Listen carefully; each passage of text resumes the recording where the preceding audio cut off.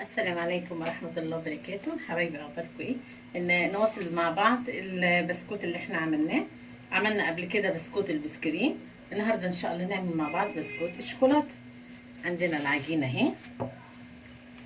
بسم الله الرحمن الرحيم. هناخد جزء كده،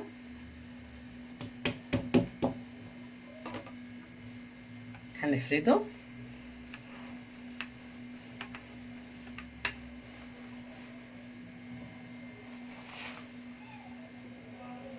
خلاص كده فردتها. اي حاجه مدوره، اي شكل عندك، ورده، اي حاجه نقدر نقطعها كده كلها دواير ورصها في الصينيه.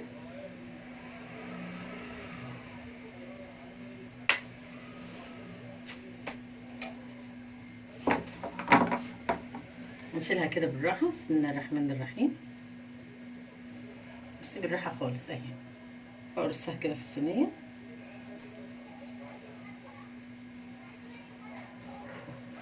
بصي،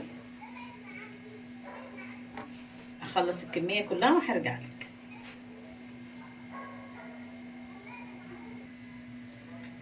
خلصت العجينه دي، اخر حته هوريكي تاني. بصي انا بفردها على الرخامه كده، هتلاقي وشها عامل كده. ما تقلقيش ما تقلقيش، هترجعي بيها تاني اهي. وبالراحه زي ما قلت لك، علشان دي عجينه طريه. مش عارفه تفرديها على الرخامه، ممكن تفرديها ما بين ورقتين زبده او ورقتين مشمع، على حسب ما انت هتقدري تفرديها.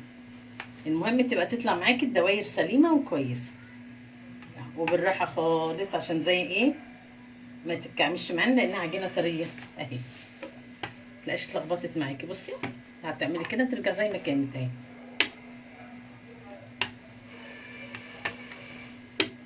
خلاص هنقطعها برضو وهرصها في الصينيه وارجع لكم. انا كده خلصت العجينه كلها.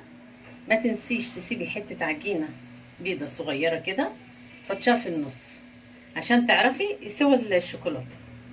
خلاص ان شاء الله يطلع من الفرن هوريهولكم. بسكوتنا خلص وطلع اهو. بصي بسم الله ما شاء الله. حلو. الخطوه دي نعمل ايه؟ عايزه تلزقي بمربى ماشي. انا عملت كده النوتيلا، واحط التانية عليها، وبعدين هعملها بالشوكولاته. بسم الله الرحمن الرحيم. اغطسها الاول كده اهي.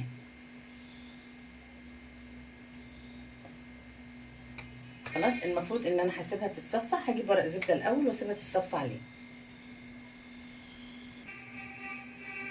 نعمل واحده تاني. انا سايبه الشوكولاته تقيله ما خففتهاش لان الجو حر، عشان تمسك معاكي بسرعه. نوتيلا اهي وقفلنا عليها،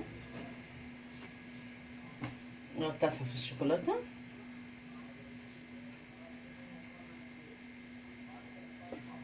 هنعمل الكميه كلها ونسيبها تتصفى على ورق الزبده.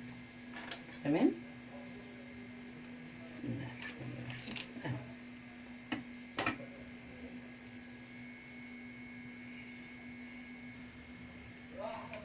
لاحظي ان انت لما تحطيهم ابعديهم عن بعض عشان ما يلزقوش في بعض. ماشي. عندي هنا شوكولاته بيضه، نعمل كده.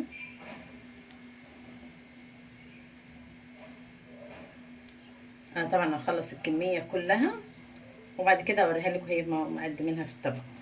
خلاص. عايزه تحطي عليها فتافيت السكر الملونه حطي، مش عايزه ممكن تسيبيها كده ساده. خلاص نخلص خالص وارجع لكم. وادي البسكوت بتاعنا خلاص اهو.